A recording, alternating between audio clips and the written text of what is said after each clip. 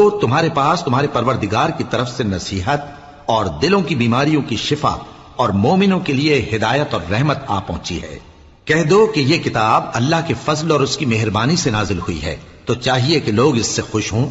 یہ اس سے کہیں بہتر ہے جو وہ جمع کرتے ہیں۔ کہو کہ بھلا دیکھو تو اللہ نے تمہارے لیے جو رزق نازل فرمایا تو تم نے اس میں سے بعض کو حرام ٹھہرایا اور بعض کو حلال۔ ان سے پوچھو کیا اللہ نے تمہیں اس کا حکم دیا ہے یا تم اللہ پر جھوٹ باندھتے ہو؟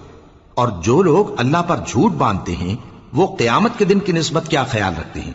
بے شک اللہ لوگوں پر مہربان ہے، لیکن اکثر لوگ شکر نہیں کرتے۔ اور تم جس حال میں ہوتے ہو، یا قرآن میں سے کچھ پڑھتے ہو یا تم لوگ کوئی اور کام کرتے ہو، جب اس میں مصروف ہوتے ہو تو ہم تمہارے پاس ہوتے ہیں، اور تمہارے پروردگار سے کوئی ذرہ بھر بھی چیز پوشیدہ نہیں رہتی، نہ زمین میں اور نہ آسمان میں، اور نہ کوئی چیز ہے اس سے چھوٹی اور نہ بڑی مگر کتاب روشن